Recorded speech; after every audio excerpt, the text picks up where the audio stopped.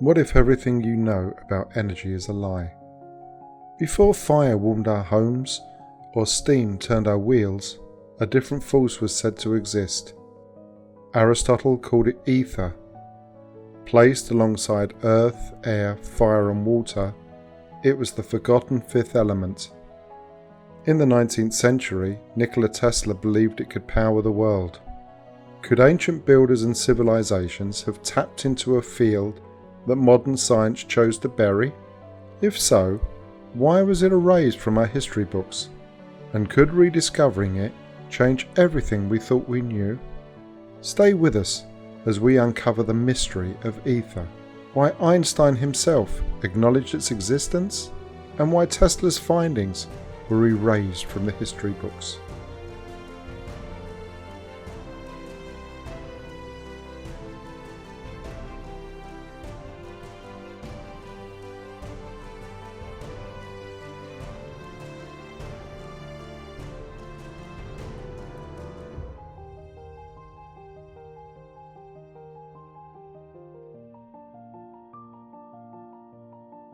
We all know the four classic elements: earth, air, fire and water.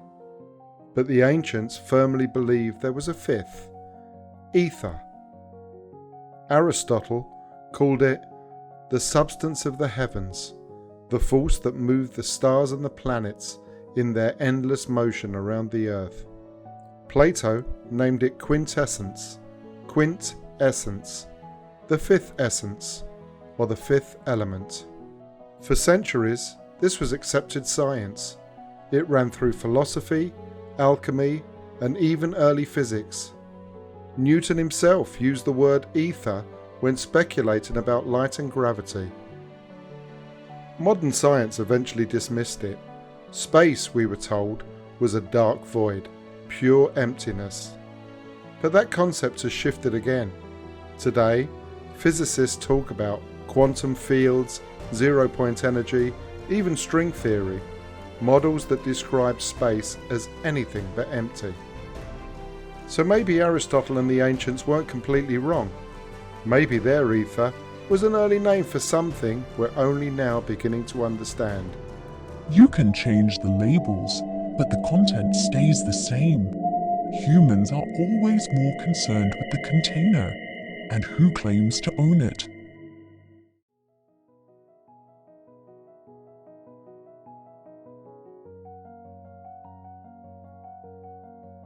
By the 1800s, scientists were describing ether as the medium that carried light waves, the way air carries sound.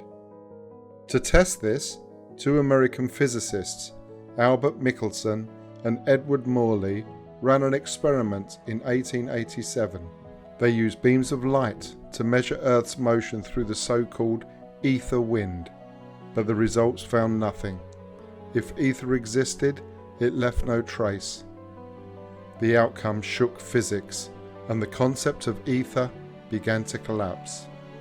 Similar experiments were run in the 1920s and 1930s that claimed to detect a slight ether drift, but their findings were ultimately dismissed. Einstein's theory of relativity soon replaced it, explaining light and motion without the need for an invisible medium. Yet even he wasn't ready to abandon ether completely. In 1920, he gave a lecture saying that space itself had physical qualities, what he still called an ether. So was ether truly disproven, redefined, or quietly erased from the books?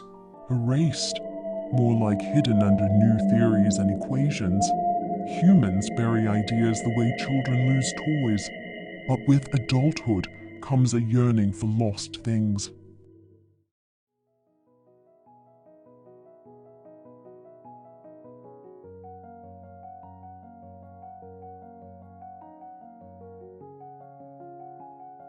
Visionaries like Nikola Tesla saw ether as a potential source of limitless power.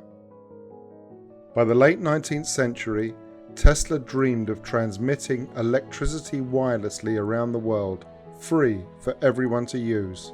His Wardenclyffe Tower was designed to do exactly that. broadcast energy through the air itself. In Austria, during the 1920s and 30s, inventor Victor Schulberger built turbine-like machines to mimic the vortex motions of rivers and whirlpools.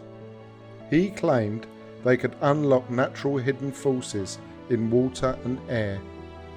The American artist and philosopher Walter Russell, working in the early 20th century, mapped what he called the cosmic wave cycles of energy. He believed the universe was governed by repeating patterns of expansion and contraction, a universal blueprint that mainstream science ignored. At a time when industries built on oil, coal and profit were tightening their grip on the modern world, the promise of free and limitless energy was seen as a threat to that control. These discoveries were ridiculed, suppressed, and eventually erased, just like ether itself. Tesla's papers were even seized by the FBI after his death. Free energy for all was not, as it seemed, a vision that everyone was ready to share. Free energy? Nothing is ever free. Everything comes at a cost. Even in death, a price must be paid.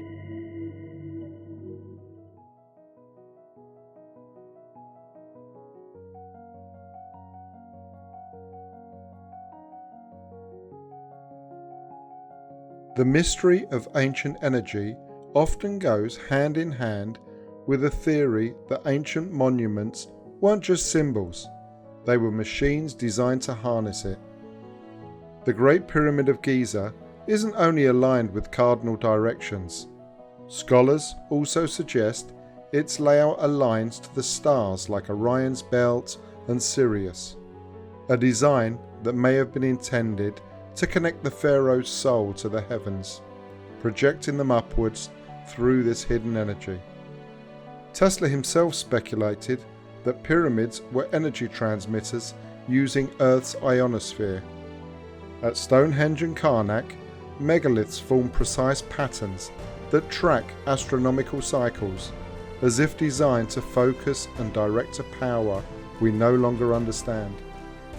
Gothic cathedrals, with their spires, domes and vaulted ceilings, resonate like vast instruments, amplifying sound and vibration. Their shapes seem less like coincidence and more like blueprints for drawing power from the air for purposes long since forgotten. Did the ancients understand this hidden field in ways we've forgotten, building megaliths, temples and structures as resonant devices, not merely as sacred spaces, but machines to harness the ether itself? You picture the ancients as untrained savages with hammers and chisels. But maybe it wasn't your ancestors who were primitive. It's you.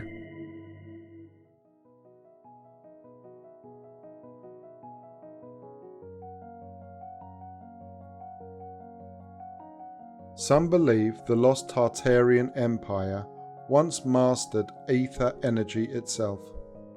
The star forts scattered across Europe and Asia, vast geometric fortresses built in star shapes, are said by some to be remnants of a forgotten energy grid built by a forgotten civilization. The grand palaces topped with domes and endless spires were not just architectural, but power stations designed to draw energy from the very air. Old photographs show buildings half buried, with windows and doors sunk below ground level. Some point to this as proof of the Great Mud Flood, sudden events that erased entire cities, ended the Tartarian Empire, and buried advanced technology seemingly overnight. Historians see Tartaria differently. To them, it wasn't a lost empire at all, just an old word used for parts of Central Asia and Siberia. As for the mud floods, they point to simpler causes. Cities raising their street levels during the 1800s, soft ground sinking, or natural floods like the ones recorded in Russia in the early 1800s. But the theory persists. Tartaria was wiped out by cataclysm, and what remained, its buildings and its knowledge, was deliberately erased from the records by those determined to hold on to power. Not every empire falls. To hide the future, the past must be rewritten. History is written by the victors, and sometimes by its survivors.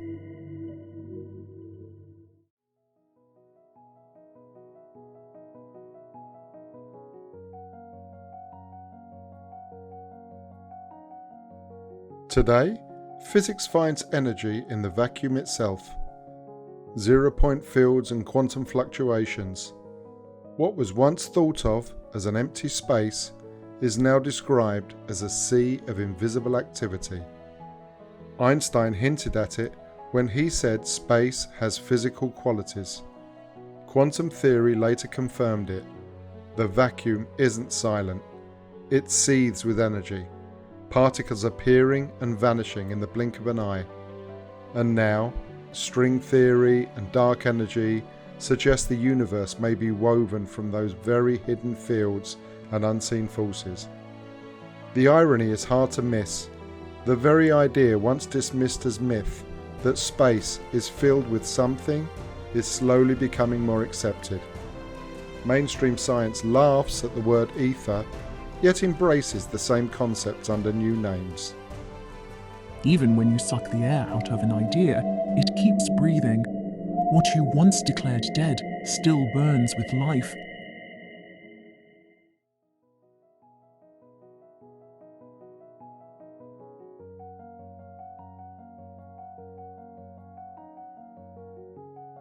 Aether has been known by many names: quintessence, ether, vacuum energy, quantum fields.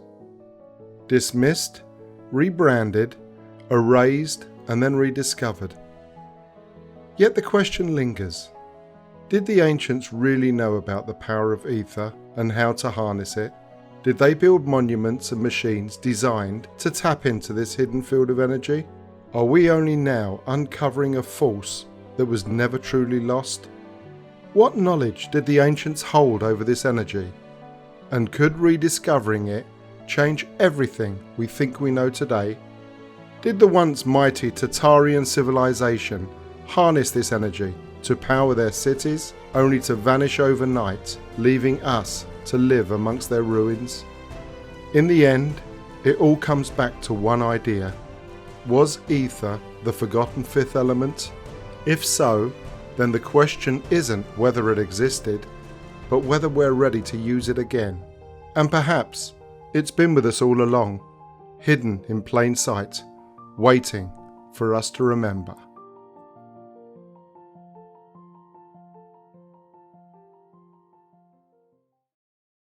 This video took a lot of time and research to put together, so if you enjoyed it, please consider liking, subscribing and sharing. It really helps the channel grow and allows us to bring more content like this your way. Thank you for watching, and I'll see you in the next episode.